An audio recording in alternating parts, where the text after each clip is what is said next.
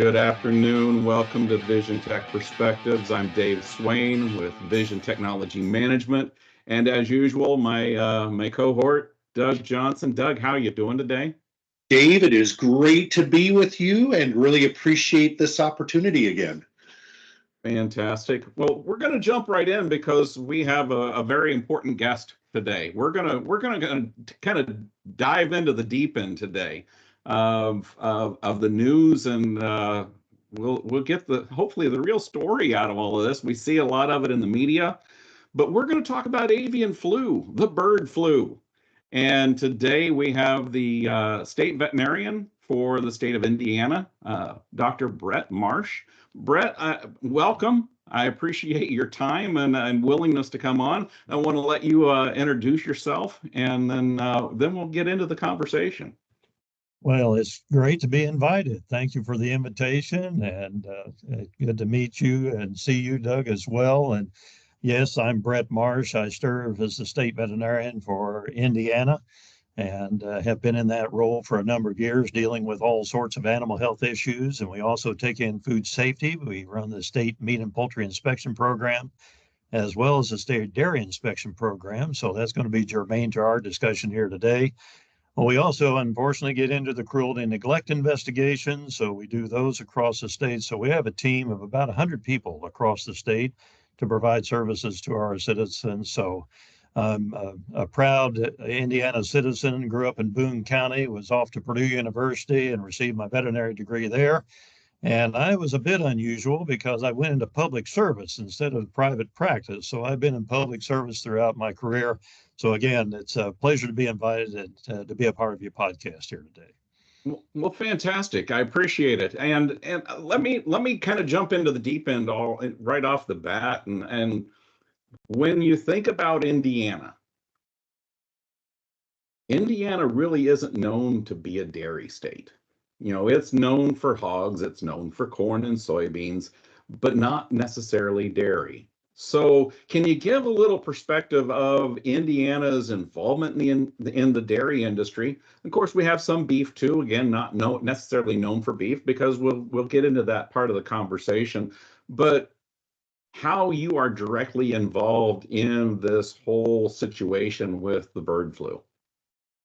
Now, it's a great question, and Indiana, to your point, is not often thought of as a dairy state, but we have right at 700 grade A dairy farms in Indiana throughout our state. In addition to that, we have significant processing. We have 49 plants in the state that produce products of all types, whether it's ice cream, cheeses, yogurts, etc., in addition to fluid milk and all of those products that go into the dairy case.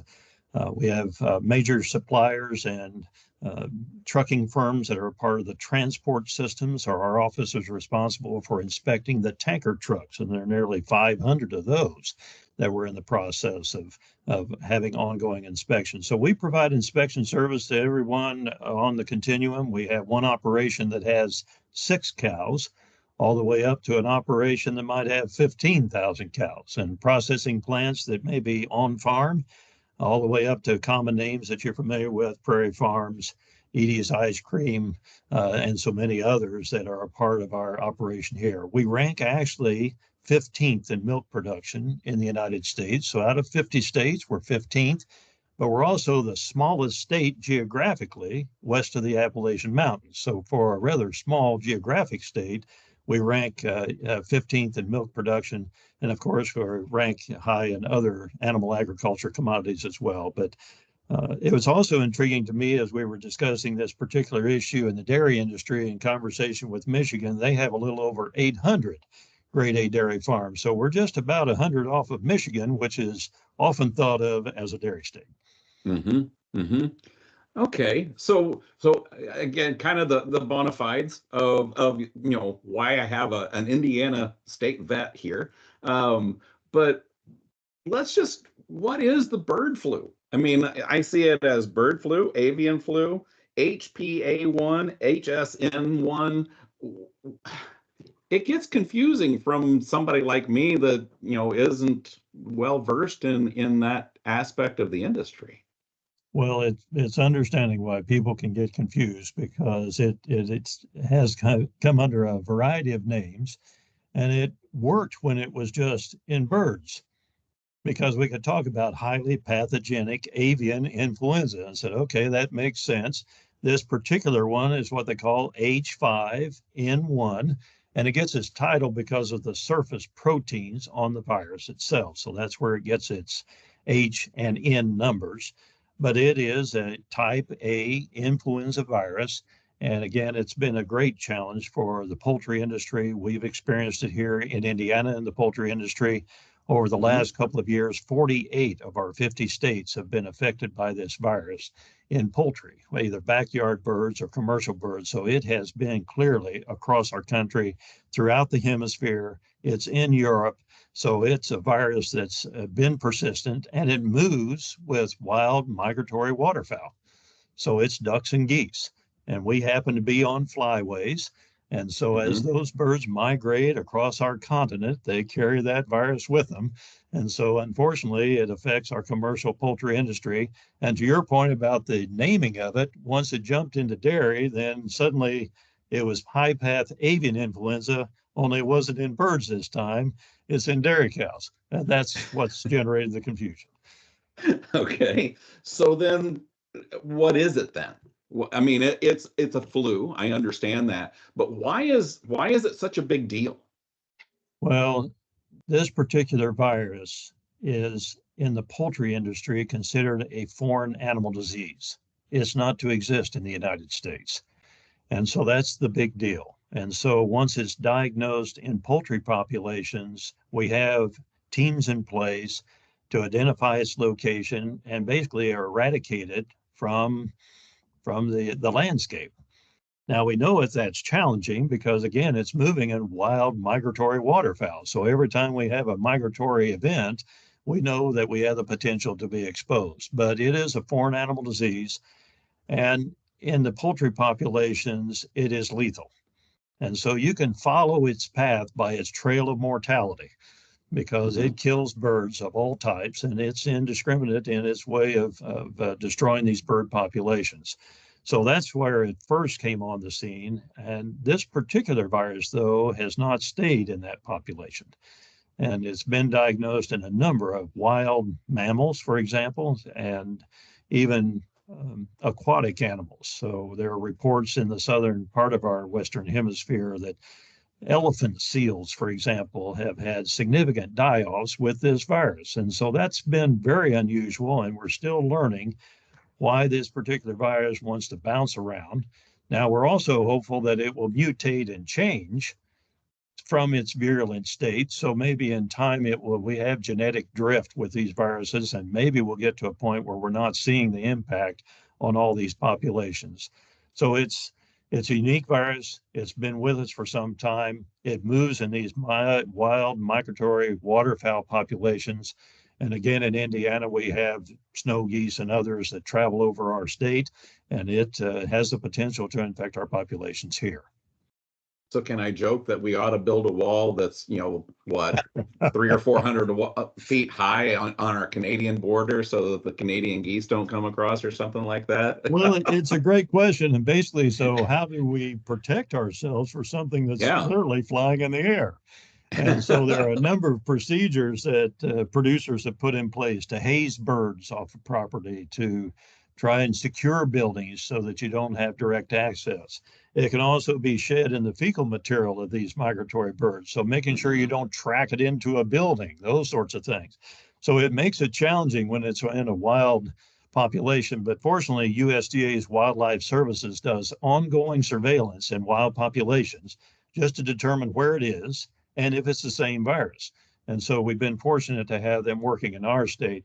And when we get a case, for example, in a commercial poultry operation, we encourage Wildlife Services of USDA to collect wild species of all types around that property to say, so what potentially could be moving this virus so we can keep it contained as best we can.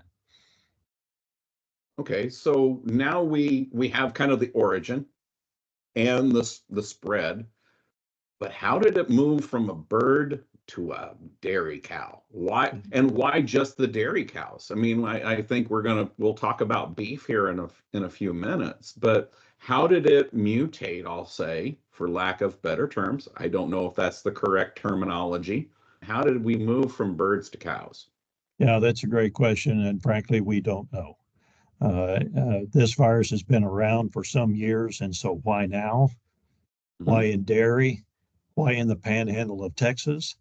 But the best work that we know based on what we call whole genomic sequencing of that virus. So they take that virus and look closely at it and say, so where did it come from? It appears to be a single point introduction at a dairy farm in the panhandle of Texas. And then movements from that dairy to other parts of the country have contributed to it being diagnosed in other parts of the country. So it started with a wild bird.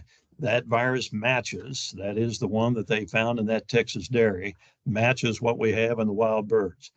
But your question's a great one. So why now and why dairy? And in that particular part of the country, now there are a lot of cattle in that area. And so it raised the question, including feedlot cattle. And you have a lot of dairy heifers that are raised in that part of the country. We don't see it affecting them. So it appears the first notice I received about this virus was actually a notice from the state veterinarian of Texas. And he sent it to the state veterinarians of the country, says, we're not sure what is going on. There have been a number of diagnostic tests done. The veterinarians are working with the dairy herd owners in that area and still not sure what's happening. So they were collaborating with Texas A&M's veterinary diagnostic laboratory, and they ran a battery of tests on all sorts of things trying to determine what it was. Eventually, samples were sent to the National Laboratory in Ames, Iowa, and they ran it for this H5N1 virus, and it certainly, as it turned out, was the diagnosis they were looking for. So it's a great question. There's more epidemiology ongoing in states that continue to be affected, trying to learn how this virus is moving. And to your point, will we ever know exactly why? I don't know that we'll get that determined, but it was apparently a single point introduction, and boy, it took off from there. Conditions were just right for it then. Conditions were just right. And so we look at the spread then.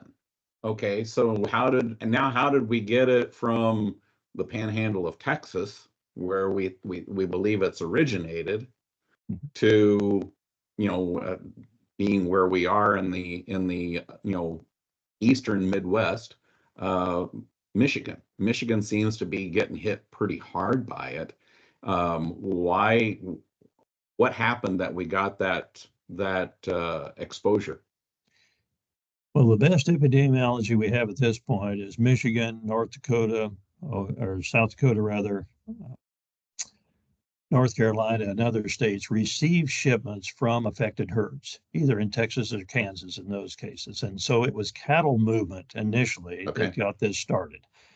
The challenge for Michigan, and I've been in touch with the state veterinarian in Michigan several times, is we had an introduction with cattle movement, but now trying to keep it contained to the farms where it's known to exist has been extremely difficult.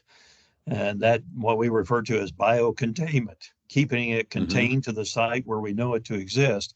And that has been very challenging. And so there are a number of studies going on in Michigan to try and determine why it's moving. And I think as of today, we're up to 23 premises in Michigan. Fortunately, only 9 states, and we've had those same 9 states for some time, but gosh, some of the states that have been affected continue to have cases. Idaho recorded 8 additional cases just within the last few days. Idaho, South Dakota, Michigan, and another case in Texas. So we're trying to learn, so why there? Why is it moving? But it started with a movement of cattle, particularly lactating dairy cattle. Okay. So is them, how do I ask the question, but how is it the lactating dairy cow, kind of the I'll call it the platform that it will thrive in? Is that why it hadn't necessarily moved over into beef? One of the things that's unique about this virus, as we mentioned, it kills poultry. In dairy cattle, it doesn't kill the cattle, but their milk production drops off significantly. They're off feed. And those were some of the early signs the dairy producers in the Panhandle of Texas were reporting. And so it might be 10 to 20% of the cows are affected. But exactly to your point, it's the milk that appears to be, it has a predilection for that mammary tissue in a dairy cow. And so that's Okay. why the federal order restricted the movement of lactating dairy cattle in interstate commerce. So it's not calves, it's not bred heifers or open cows, but it's these lactating dairy cattle, because we know from the tests that that virus concentrates in that tissue and the viral load in milk is very high. So that's why the emphasis has been on that from the federal level as well as at the state level. Okay. Brett, So, just a quick question on here. So if a couple cows in the herd are infected, does that mean the whole herd likely is going to get it? Or is there some characteristics of younger, older milkers or anything, any differentiation? Yeah, that's a great question. And some of the early reports out of Texas said it seemed to be the middle to late lactation cows. It seemed to be in that population. Now, more recently, they're saying lactating dairy cattle. It doesn't seem to be in any particular phase of the lactation cycle. We're not seeing it in open cattle, dry cattle, calves, bred heifers, but it's this virus is concentrated in the mammary tissue, so we're seeing those high levels in milk. So therefore, that's why the focus has been on that population. Now, fortunately, at least in Indiana, lactating dairy cows are in milk, so they generally stay on the farm during that milking cycle. And so we're not moving a lot of lactating dairy cattle. Now, occasionally a cow, for various reasons, is marketed. And so there may be a necessary to test that cow even to get her to market if she's moving in interstate commerce. But fortunately, we've not seen it in other classes of cattle, nor have we seen it in beef cattle. But I think it's a fair question because the mammary tissue in mammals is in a lot of species, so we need to be aware. They're milking, they're susceptible. We have treated these lactating cows as all being susceptible. Fortunately, in a population, we're seeing anywhere from 10 to 20% of the cows can get sick. Now, that's a lot of cows on some farms. You take up to 20% of the population is sick. One of the things that's been interesting to me as I visit with veterinary practitioners and state veterinarians in other states is that the other 80% may not show clinical signs. So once it impacts that original population of 10 to 20%, then it doesn't continue to move through the population. So whether they develop some level of immunity, what exactly those dynamics are, but fortunately, we're not seeing it move through 100% of the population. But whether it impacts a segment of that population severely, now they'll recover, but it'll take some time to get back to a normal production level. So in essence, I mean, it in essence is the flu, just like we get the flu. Some people don't get it when flu season hits. Some people really get hit hard by it. So it's very relative in that manner. Yeah. And one of the things that's interesting is a researcher at Iowa State's diagnostic laboratory actually was able to retrieve frozen bulk tank samples from one of the Texas dairies. And apparently they routinely take a portion of that and freeze it and save it. Well, therefore you had all these samples that had been preserved. So he was able to study that. And before they saw clinical signs, the cows were actually infected. And you could see based on the diagnostic testing that was done that maybe as early as 10 days to 2 weeks prior to before you saw a clinical cow, that virus was moving in that population. So to your point, Dave, yes, it's like in people. I may be harboring that virus, but I'm not showing clinical signs yet. And others may get it, others may not. And so we're trying to understand those dynamics within those herds now. Some of the questions that are coming in now is that, well, will you have trouble breeding those cows back? What will they look like in the next lactation? And on down the line to kind of follow those cows over time to see what the longer term impacts may be. Okay. Doug, you had another question? I do. I think I heard you say, which this was a real shocker to me, avian bird flu has been around and has impacted wild mammals and aquatic species. So it has that isn't new, that it moved from just the birds, right? I That's didn't know. correct. Yeah, Yeah, I did it's not. been in a number of species. We've had a number of wild species that have been diagnosed. And the presumption was, for example, if it's a fox or a coyote or something like that, that they consumed a wild waterfowl, a bird that had died of the virus. But nonetheless, we could diagnose that virus in a number of species, and all up and through the hemisphere. As I mentioned, we got elephant seals in South America, for example. We've had porpoises off the coast of Florida. And so to find it in other species has not been unusual. It's unique in dairy because we've not had that ever before. And in visiting with our colleagues at USDA, it's the first time it's been diagnosed on the globe in dairy. So we have the distinction of being the first country. And of course, they're watching it closely, particularly our neighbors to the north and south in Canada and Mexico, to see what impact it could have on their populations, because those migratory birds that we talked about over our country are the same ones that are traveling through their countries as well. So Sure. we have the dubious distinction of being the country on the globe with this diagnosis, and we're doing everything we can to learn more about it, to protect not only our dairy population, but also the poultry population, because our epidemiology suggests that this virus has moved from cow to cow. It has moved from cows to poultry, and it's moved from cows to people. And so we've had these 3 diagnoses of dairy workers on these farms. And the epidemiology on some of those is still working, but it appears it may be a splatter of milk into the eye, that sort of thing, that produced the conjunctivitis. Fortunately, they have recovered, and we've not seen consequences further. And therefore, we've been collaborating with the CDC and our state health department to offer personal protective equipment. If dairy farms would like to have it, we have it in supply and can provide it to them. Now, in Indiana, we have not had an affected herd yet, but we have those resources available to us, so they can be offered.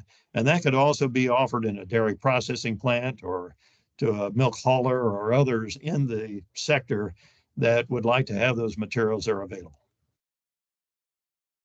So what are we looking at as a dairy? And now, as you said, we have 3 documented cases of the workers having an infection. And, you know, is it did they get a bad, and I don't know if you know the answer to this. Did they get a bad case of the flu, or was it, you just kind of didn't feel good for 4 or 5 days and your body took over and did its job and then they were back to work? What does that look like? Because, that I think that's probably one of the biggest fears people have, not knowing, okay, if I drink the milk, what happens to me? Am I gonna, I hate to use this, but I'm going to say it. Is it another COVID-19 type of a situation? Well, and this is one of the reasons that the CDC, our public health partners, even at the level of the White House, frankly, have become increasingly interested in this virus, because we don't want another pandemic situation. And so they're watching this virus closely to see if it moves from human to human, which would therefore lend itself to a pandemic potentiality. We have not seen that be the case in this virus. We've been watching it closely, and as I mentioned, these viruses change and shift over time, and so that's why it's generated a lot of interest. I will also share that in our experience over the years with this avian influenza virus in poultry operations, that one of the standard routine processes is that all the people who are exposed during a depopulation effort, for example, on a poultry site, they're all monitored for influenza-like illness. And we have done this routinely for years. It is being done now on dairy farms for anyone with influenza-like illness. And so that's where a couple of these 2 or 3 cases have shown up. They've been conjunctivitis. There haven't been anything beyond that. But again, it's important to monitor worker populations and others that could be exposed to this virus, just to make sure we're not seeing anything unusual there also. We appreciate the offer of personal protective equipment, for example. So we've made people aware of that. In our call earlier today, we talked to the milk haulers who go to the farm to actually pick up the raw milk that's delivered to the processing plant. So again, we've not had it diagnosed in our herds here, but we want to make sure that our worker populations, and frankly, here at the Board of Animal Health, our own inspection teams. I mean, we go into milk houses and we go into the cow yards. And so we're doing inspections as a part of the pasteurized milk ordinance. We want to make sure, one, we're not the vector to move a virus or anything else around. And two, we want to protect our people to make sure that if it should become a human health issue, then we properly protected our own employees. The CDC continues to say that this is a very low risk for the human population. It bears watching and it bears being aware. And unfortunately, FDA has done a number of studies on finished product at the retail level. And their studies continue to show that pasteurization works. And we're, of course, encouraged by that because we relied on it for over 100 years. And so that's been true for this virus as well. We've also had the Food Safety Inspection Service of USDA has tested and checked meat products at the retail level. And they even intentionally infected some meat products in their laboratories with this virus and then cooked the product to the recommended temperatures, and it's destroyed the virus. So again, those precautions are in place. We're encouraged by that work, but it's certainly a virus to keep watching because it has presented significant challenges in a number of species, and we don't want it to be a challenge in humans. Brett, you brought up a good point on that, where you're worried about, you don't want to be the contaminator, right? Think about all the sterilization that has to go on from anybody that's going from farm to farm. The tanker trucks picking up that, I hadn't even thought through that aspect of it. One of the questions I have is kind of this whole public perception. And I think you kind of got to it. We don't want it to be a new COVID or, get out of hand. But you know how life goes, right? Facebook is the ultimate news source. And everybody has their, opinions on there that get spun up, and then it becomes somebody at the news grabs something and it becomes not twisted, distorted, but it becomes heightened when it doesn't need to be. What do you think is happening? How prepared are we to message proactively versus reactively? Yeah, and that's a great question. And for us here at the Board of Animal Health, for example, we have put messaging out. One, for example, is a message with regard to raw milk, because we have people who want to drink raw milk. And so we know this could be, if it's coming from an infected herd, could be a source of infection. In Indiana, it's not legal to sell raw milk for human consumption, but you can get a pet food label for it, so it could be fed to pets. Now, whether it's fed to pets or not, I haven't investigated, but nonetheless, it can have a pet food label on it. But in this event, we've cautioned them not to feed it to pets because we know this virus has killed cats on dairy farms that have lapped up spilled raw milk from affected cows. And so we've cautioned people about that.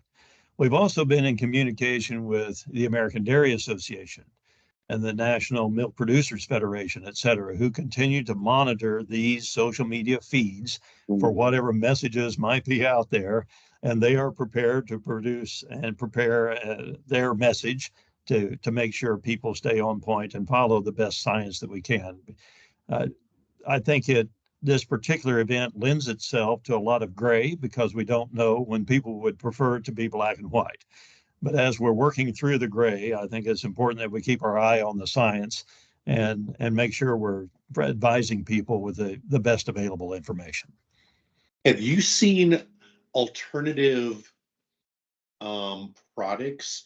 Let's just take almond milk, or now this lab-raised meat, lab-raised milk. There's, what was it, Dave? You sent an article today, $30 million. Someone dropped development fundamentals of growing lab-raised food. Are you seeing these non-traditional companies get on the bandwagon to see this is why you drink almond oat milk instead of dairy milk?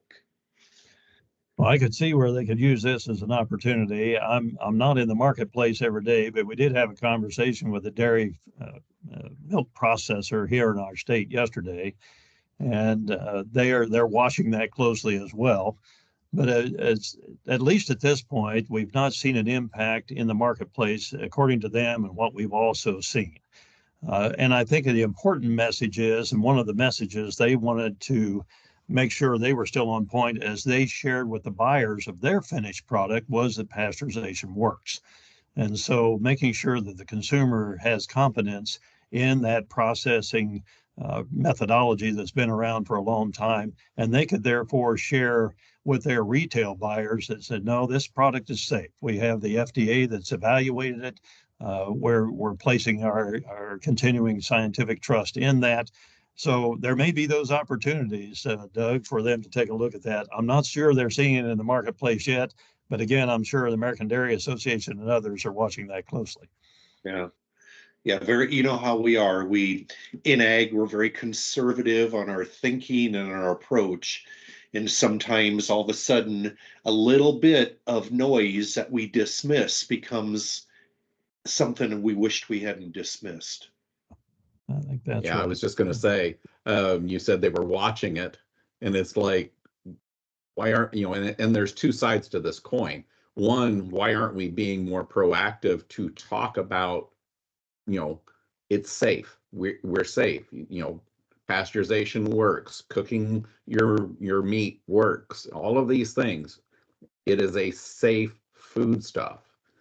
And then there's the other side of it is we don't want to go poke the bear, or else we're going to drive that fear that much. Oh, you're saying there's something wrong. What's wrong? And then we get the fear factor back into the mix again. So there, I mean, it's a double-edged sword, but at the same time, like Doug said, he called it conservative. Usually we're a little bit we're more reactive than we are proactive in our industry. And I think to address that issue from another standpoint, back to the animal health side, is finding an edge and finding a way to control the infection.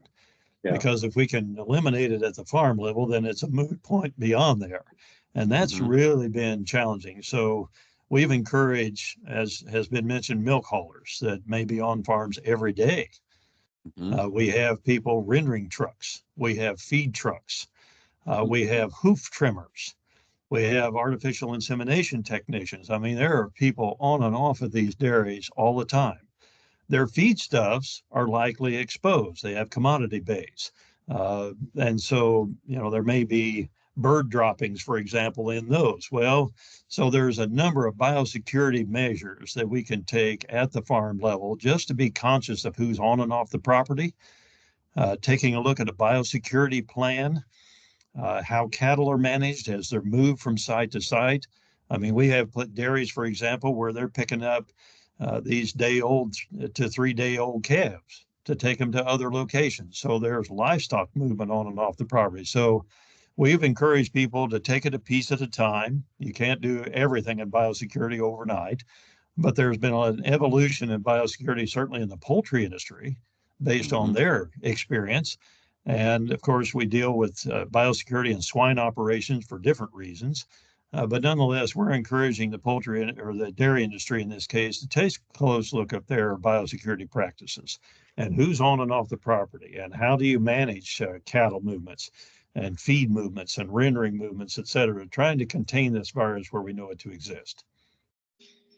Do you see us moving to a scenario because of those are required traffics?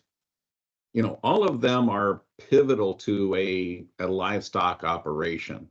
Now, you were telling me that even some of the non-required have had some impact. And so do you see situations now where a dairy operation and a livestock operation in general, it's not just going to be, a sign that says livestock do not enter. it's almost going to have to be a guard. I'll call it a guardhouse, but and maybe even a sanitation building in and out of being able to identify and almost maintain that type of thing. Do you see that coming? Is that a possibility?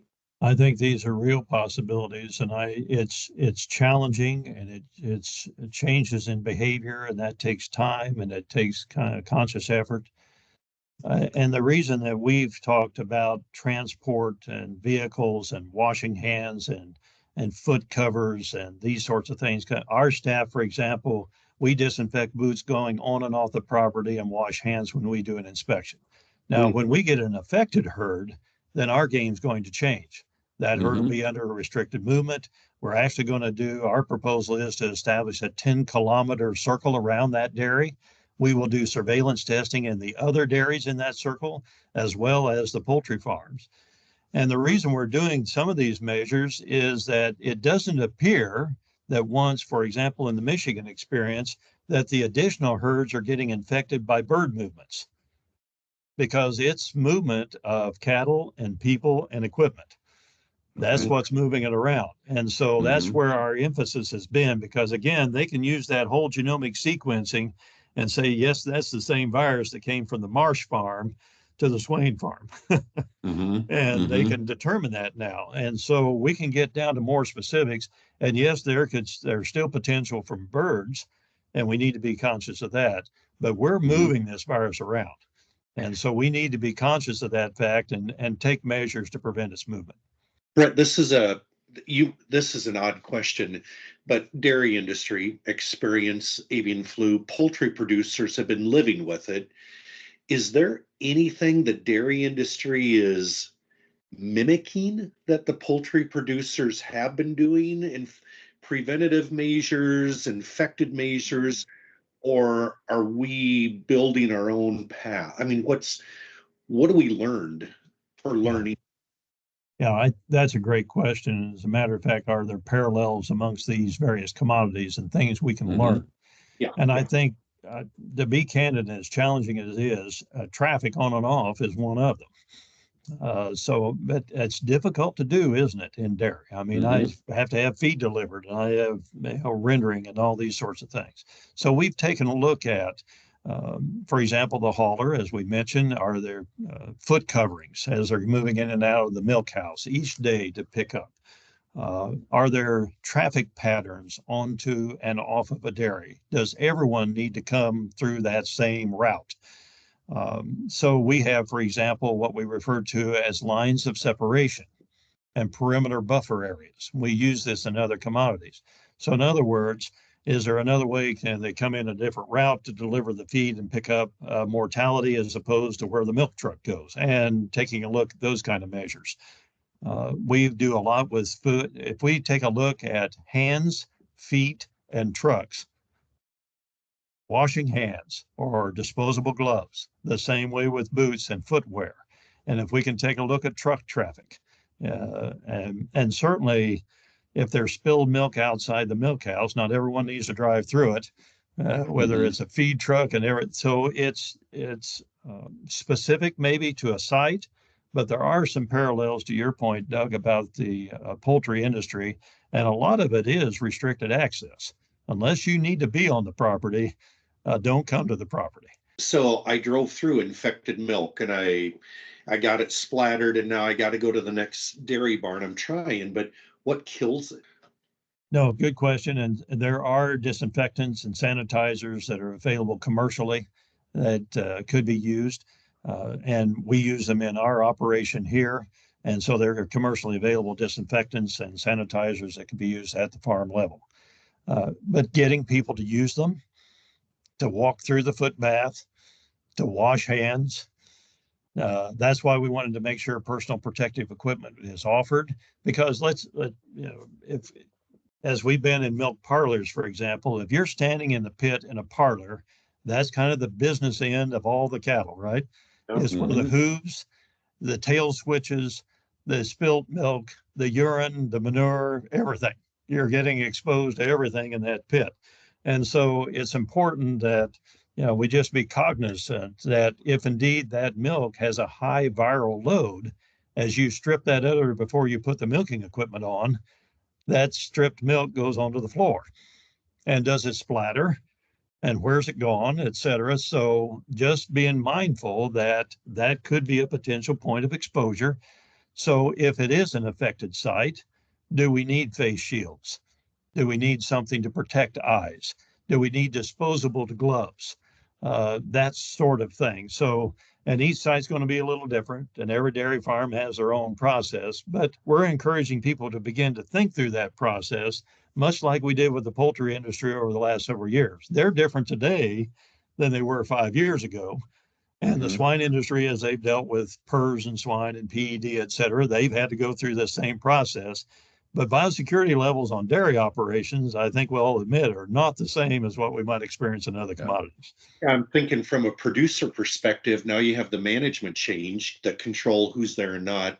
And then you have the expense and margins, dairy farmers, and life can be good and then it can be really bad, really long. That's right. And that's part of the thing that I was encouraged with USDA on, for example. One of the things that they offer in their financial package is they will pay up to $1,500 to develop a biosecurity plan for your site with your attending veterinarian. They will also pay for, if you happen to be an affected site, they will help pay for personal protective equipment or laundering of clothing of the workers on the site. Various things. So there'll be more. But there'll be other opportunities. To your point, Doug, yes, it's expensive. It takes time. It's a change of culture and pattern. So there's a thought process that has to be in place. We've had biosecurity plans on a number of sites over the years, and we don't want them just to be a paper document, but something that actually people can accomplish at the farm level. If my parlor is infected, how long does it take to get uninfected? That we've learned. No, I think this virus, we can actually destroy the virus outside the cow. And so with the sanitizers and disinfectants that we have, it can be destroyed. And so that's why, for example, if it's disposable hand and footwear, if it's utilizing sanitizers and disinfectants that are labeled against influenza A, this is in the category of an influenza A, we can destroy this virus outside. And that's one of the things that as I visit with Michigan, South Dakota, Idaho, and others, say, boy, we've got to improve our biosecurity practices because based on the best science we have, we are physically moving it from site to site. So let me ask another one to kind of go off of what Doug just asked, because the thought in my mind was, okay, how long can that virus live outside the cow without the disinfectant? Because if it's in the manure, you made mention of the manure. Okay, so that goes into the lagoon, that then gets spread on the field, that then how long can it last before it finally fizzles out and is null and void? Yeah, and fortunately, at least the studies that we've done so far with manure and urine, we haven't found the virus in it. I simply mentioned this kind of the splatter factor. Sure, and that's why I was asking, because I didn't know if there was anything to that. No, that's a great question. One of the things that you've reminded me, though, is if I have milk that won't go in the bulk tank, say from sick cows, how do I properly dispose of it? Because it's often dumped in the lagoon. So it's down the drain with everything else. And so there's even some conversation and an offer from USDA to buy some on-farm pasteurization to destroy or to pasteurize that product even or heat it before it's dumped so that we're not dumping that virus into the lagoon, for example. So that's another offer from USDA. Those are all on our website and the USDA website, and they continue to offer new ideas. For example, the latest one last week is a voluntary bulk tank testing program. So right now we're individually testing cows as a part of the USDA's federal order that lactating dairy cows have to have a test to move in interstate commerce.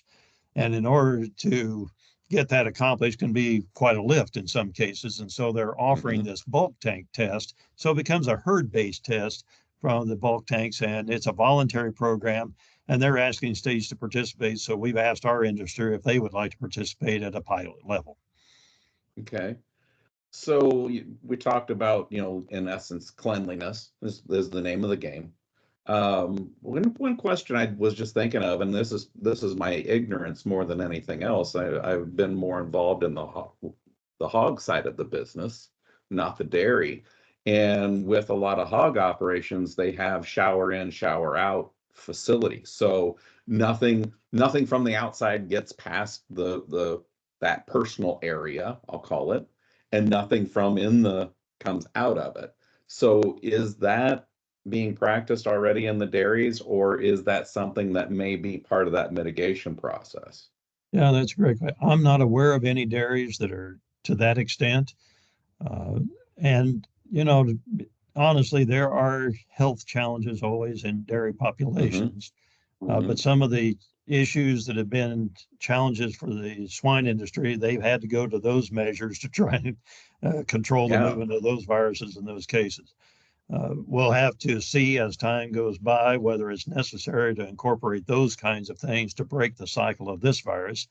One of the things, again, that I'm encouraged about is the cows recover.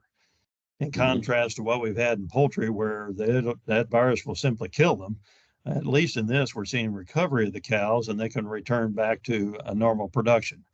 Whether we can continue that, we certainly hope that's the case. And unfortunately, as I mentioned, in some states, we haven't been able to break the cycle of movement of the virus from farm to farm, and that's particularly troubling. But at least we're not seeing mortality. We do see decreased milk production, decreased feed consumption for a period of time. It's not in all cows, which is also encouraging. And as we learn more and we keep sharing more information, and that's why I've encouraged producers here, if you see something, say something. If you're seeing significant drops in milk production, things that are unusual, when I tell the story when I was in veterinary college as a senior, you would go down to the large animal clinic and there was a clipboard there. And you looked at that clipboard each morning to determine if you had a case as a student. And sure enough, one day I had a case. It was a dairy cow, as it turned out. It assigned it to me and a clinician at the clinics at Purdue, as in this case. And in the far right-hand column of that clipboard was a remarks column. And in the remarks column were just 3 letters, and they were ADR. And I didn't know what ADR meant. So I went to the clinician on the case. I said, Dr. Boehm, we have this cow that we're to work up together, and it says she's ADR or something. I don't want that know what it means. And he said, well, by the time you graduate. Well, it turns out that ADR stands for ain't doing right. And so and so we've basically encouraged producers and haulers and processing plant folks in this issue, but also in poultry and others. We're in the ADR business. What ain't doing right? And Hmm. we want to know producers know their cows better than anyone else. And they know when they're off feed or the milk's not right or the production levels have changed or whatever those issues are. We're in the ADR business. And Hmm. so we're trying to determine where this virus exists. We have teams in place that if we have a call, that we call that passive surveillance. If you see something, say something, give us a call. We're looking for those ADRs to sort those out. We also do this for all foreign animal diseases. If we have vesicular lesions of some kind, blisters on Hmm. teats or on the coronary band of hooves, we want to know about those. Those are ADRs. Give us a call and we'll get them worked up. Are there any like cattle tags, RFID tags that are looking at, um, is there any way that could be monitored that way? The health? That's a great question. As a matter of fact, I read an article, it may have been from Michigan, where they place in the rumen a bolus, and that bolus continues to indicate the temperature of the cow, for example. Yeah, And there you so go. they have some of these physiologic measurements that they can take from these rumen boluses. I know that there are some tags that they're being looked at on that to maintain that kind of information on cows and other tag species. I know that there are collars for dogs, Cool. and so you can get metrics. So there are some tools that are being utilized, and I think again, there was a report about using these rumen boluses, and they were watching the temperatures of the cows. One of the things I wondered about, because I had dealt with it in some other aspects of the business of using infrared cameras. And in fact, last week, after I met with you, I was on my way to a trade show, and they actually did have an infrared or a heat camera that was there at the show and was showing people as they came up, and you could tell, heat, and they said you could identify a heat range, that if it got outside a certain level, that it would notify you. Yes. Would that be something that I'll call it, rather than trying to put a bolus into inside the cow, that as they were coming into the milk parlor, or some common path that they all had to pass through, if you could have that heat camera, to Doug's point of having the RFID card, tag on them, okay, this cow is, has a low grade fever, but we caught it early before she really started, so we're not infecting the whole herd. Are those, what kind of technologies can we look at similar to that, to get the early identification, get them out away from the rest of the herd, so we're not infecting the whole herd, and not just in the dairies, but any animal? Yeah. No, I think there's potential for that. I'm not personally aware that that's being used at this point, but I suspect those in the technology world are taking a look at those opportunities. It was something very similar that was used, for example, for employees at the packing plants back during the pandemic. So they were taking temperatures of individuals as they came in, and they might have a couple of thousand employees, but they were detecting temperatures of each individual as they came through. So certainly those tools are available in some sectors. So maybe there's an opportunity for the dairy world as well. But all of these pieces and parts are critically important. And of course, we're focusing on this particular influenza A virus, but foreign animal diseases are a great challenge to us. Foot and mouth disease, and we deal with the African swine fever potential in the swine industry, as we've talked about, high path AI as a foreign animal disease in our poultry population. So using all these technologies at the farm level, and one of my concerns about foreign animal diseases over time, including this one in dairy, is trying to lead from behind, that you're behind the curve and it's already here. And so now what do we do with this mess? And so that's trying to get to your point, Dave, to get some early detection, know as early as we can. And that's why I mentioned this ADR story, because just trying to find what's unusual, what's out of the ordinary, what's abnormal. Yeah.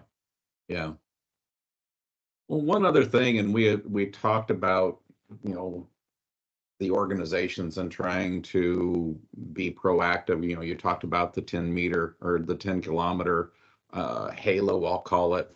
I have actually been involved. It's just started. It's called the Health, Food, and Ag Resilience Organization, and there is a university consortium that is involved in that. And I was at the first meeting they had back in February. And this was an interesting dynamic, because it was academia. It was some of your, some peers. I met a veterinarian from, I believe it was Oregon, that was there. But it was also the Department of Homeland Security was involved in this. And it is to situations like this. I learned that, in this case, Purdue Extension has a representative that is dealing with, I'll call it disaster relief type of things. That's what they're trained to do. So if a dairy does, show contamination of, in this case, bird flu, now they go into action of that 10-kilometer halo, that, we're restricting this, that, and the other. If the cattle were in transit, the truck stops immediately. It doesn't go any farther. Those types of things. So it's interesting that all of this is happening, and there are organizations that, not to this purpose, but plays into this role, that how do we mitigate these issues before they become epidemics? Yeah, and I think I did some reading on the consortium that you're referring to, and I think those are terrific collaborations, because we can all learn from each other's experience, not only within the United States, but globally. We're trying to learn, for example, what the experience is for vaccinating duck flocks in France against high-path avian influenza. We have not done it in the United States because it has serious trade implications, because countries would choose not to take our poultry products if we're using vaccine in those populations. And so there are implications for that. But nonetheless, we're trying to learn from other countries on how best to manage these challenges. So I think the consortium type approach is very valuable to us. I think one of the things that's also encouraging, and this goes back a number of years, I had an opportunity to work in Washington at the Secretary of Agriculture's office shortly after 9/11. And there were some documents produced at that time, and they've been updated by President Biden just last November, but they're basically Homeland Security Presidential Directive number 9 was the one that was originally produced by President Bush in 2003. And the encouraging thing about that Homeland Security Presidential Directive is it called upon the Secretary of Agriculture to do these kinds of preparedness initiatives for the agriculture sector. And we just talked about how easy it is to access a milk house. Yeah. So our access to agriculture, if you want to do something nefarious, is pretty easy to do. And so having procedures in place to protect not only animal health, but plant health as it contributes to public health, et cetera, are extremely important initiatives. And when I was in DC, I thought one of the important documents that came out, it talked about the critical infrastructures of the United States.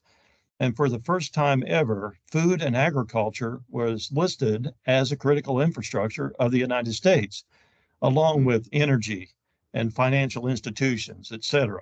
So it's important. It's critically important for our country, for the economy, for our citizens. And so I think these continuing efforts at local, state, national, and international levels to secure and protect our agricultural assets are vital. Well, and it was interesting when I went to that conference that there were people from the industry that came and presented and would leave. I was pretty much the only one from the industry that actually was there for the full conference, and not a hammer that, or anything like that, but one of the things that I got a lot of, and especially from Department of Homeland Security, how do we get involved with the industry?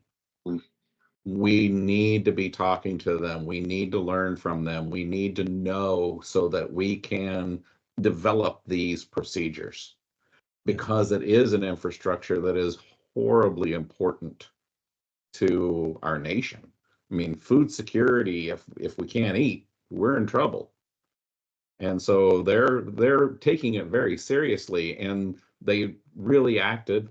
I won't vouch for them. I don't know them, so I can't, say everything about it, but they really seemed genuine in saying we want industry's involvement. That was really good. No, I think that's critically important. And here at our Board of Animal Health, we've collaborated with state Homeland Security as they collaborate with national Homeland Security. For example, we have a course that's called Animal Issues in Disasters.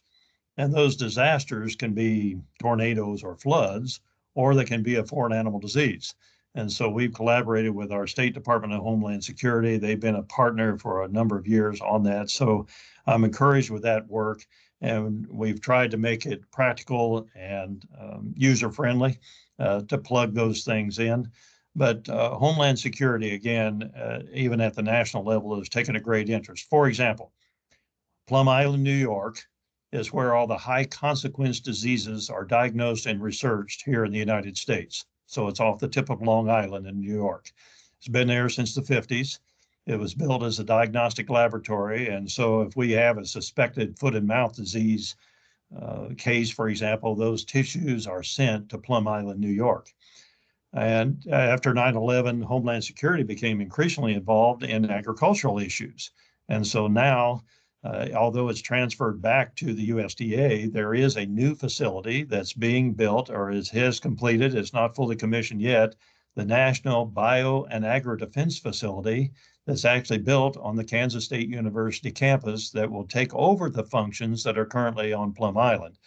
So to your point, DHS has been a major player in helping secure the nation, not only for all sorts of things, guns and bombs and all sorts of in that world, but also in protecting our agricultural assets. The security that takes place at our airports for international travelers coming back to make sure that agricultural products don't get back into the country is us under Customs and Border Protection of DHS. So if you ever get a chance, for example, to see behind the scenes at just O'Hare, for example, and the agricultural products that are taken from travelers, flowers and meat products and all sorts of agricultural things that come in on a daily basis. And so again, that all these federal and state and local agencies working closely, and I hope there's more industry participation in future consortium meetings, Dave, because I think it's really important that the industry understand and know what challenges are out there, and not just to scare people, but no, here's the roadway to protect ourselves. Have we missed anything that you think people should know about? Well, I guess from our perspective, we like for people to be aware, but not alarmed. Just be aware, just know, and then if things change, we'll advise you. And we reserve the right to pivot. We say around here, we might need to pivot from where we are today to where we need to be. And producers are familiar with that. I mean, markets change every day. There's weather changes and all that sort of thing. So just be aware, but don't be alarmed. And just know that this is evolving, that there's new science that's being developed. There will likely be new programs or directives from the USDA, and we'll continue to monitor it as closely as it can. So again, that's kind of been our mantra: just be aware, but not alarmed. Well, and if there is a change in that and there's a new pivot, we'll probably be giving you another call. Well, I appreciate the invitation to be with you today, and happy to share what I know in future broadcasts. We appreciate it. We appreciate it. Well, thank you very much for your time. It's been a long conversation, but I've learned a lot, and I hope that our listeners have as well, so that we know we are aware. Again, like you said, aware and not alarmed. And that's why we want to do, because media can blow things out of proportion. Social media can really blow things out of proportion. And let's get the reality and get the facts so that we know what's going on and can plan accordingly. We appreciate your time, sir. And thank you to our listeners for spending time with us.